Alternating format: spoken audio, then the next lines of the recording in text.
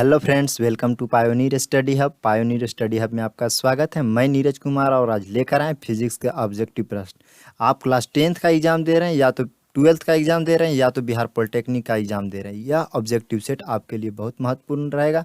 आइए चलिए हम शुरू करते हैं। इसमें से पहला प्रश्न दिया हुआ, साबुन के पतले झाग में चमकदार रंगों का बनना किस परिघटना का परिणाम है? तो इसका जो राइट आंसर होगा ऑप्शन ए होगा, भूलिन परावर्तन एवं व्यक्तीकरण पर आधारित है। अगला प्रश्न है, प्रश्न संख्या 2 में दिया हुआ है, वाहन में पीछे से आने वाली वस्तुओं को देखने के लिए किसका प्रयोग किया जाता है? तो इसका जो राइट आंसर होगा ऑप्शन सी होगा, उत्तल दर्पण का प्रयोग किया जाता है। अगला प्रश्न है, निम्न में से क्या वायुमंडलीय अपवर्तन का परिणाम नहीं है? तो इसका जो राइट आंसर है ऑप्शन बी है, सूर्य का अस्त के समय लाल दिखाई देना। अगला प्रश्न है, रोगियों के दांत देखने में दंत चिकित्सक द्वारा प्रयुक्त दर्पण होता है, तो उस समय किस दर्पण का उपयोग करता है? तो अवतल दर्पण का प्रयोग करता है।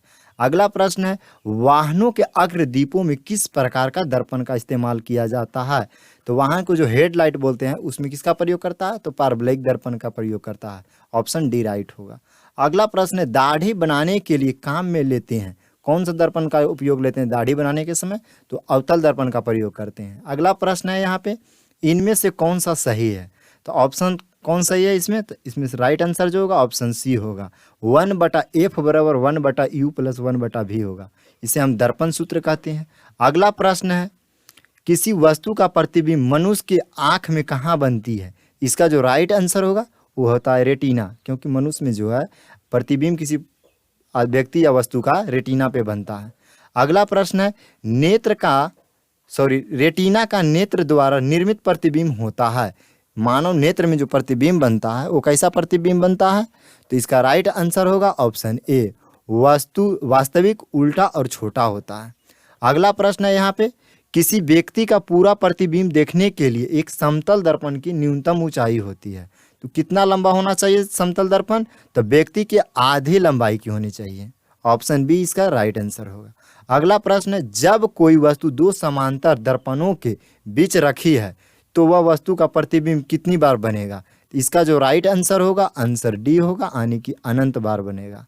अगला प्रश्न है, दो समतल दर्पणों को 90 डिग्री के कोण पे रखा गया और उसके मध्य एक मोमबत्ती जल रही है, दर्पण में मोमबत्ती के कितने प्रतिबिंब बनेगा? तो इसका राइट आंसर ऑप्शन बी होगा, यानी कि 3 प्रतिबिंब बनेगा।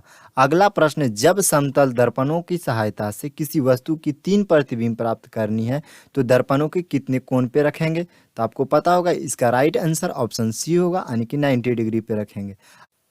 अगला प्रश्न है, यदि एक व्यक्ति दो समतल दर्पण जो 60 डिग्री पर खड़ा है तब उसके कितने प्रतिबिंब बनेगा? तो इसका जो राइट आंसर होगा ऑप्शन सी होगा, यानी कि 5 प्रतिबिंब बनेगा। अगला प्रश्न है, अभिसारी लेंस वह लेंस है जो किरणों को क्या करता है? एकत्रित करता है, यानी कि एक जगह फोकसित करता है। 15 का आंसर बी होगा। अगला प्रश्न है यहाँ पे प्रश्न संख्या 16, अपसारी लेंस वह लेंस है जो किरणों को क्या करता है? अपसारी जो होता है किरणों को फैलाता है, यानी कि 16 का बी होगा। अगला प्रश्न है, प्रकाश का रंग निर्धारित किया जाता है, किसके अनुसार किया जाता है? तो तरंगदैर्घ्य के अनुसार किया जाता है, यानी कि बी इसका राइट आंसर होगा। अगला प्रश्न है, पानी में हवा का बुलबुला वैसे ही काम करेगा जैसे कि क्या करता है? अवतल लेंस कार्य करता है, यानी कि इसका राइट आंसर डी होगा। अगला प्रश्न है, हम पृथ्वी के पृष्ठ पर सूर्य का प्रकाश प्राप्त करते हैं, ये प्रकाश के किस प्रकार का किरण पुंज होता है? तो इसका जो राइट आंसर है सी है, यानी कि समांतर किरण पुंज होता है। अगला प्रश्न है, डायप्टर किसकी इकाई है? तो डायप्टर जो है लेंस की क्षमता होता है। Thanks for watching this video, और अच्छा लगे तो सब्सक्राइब कर लीजिए इस चैनल को, और यहाँ पे दिए गए लिंक पे क्लिक करके चैनल तक पहुँच सकते हैं।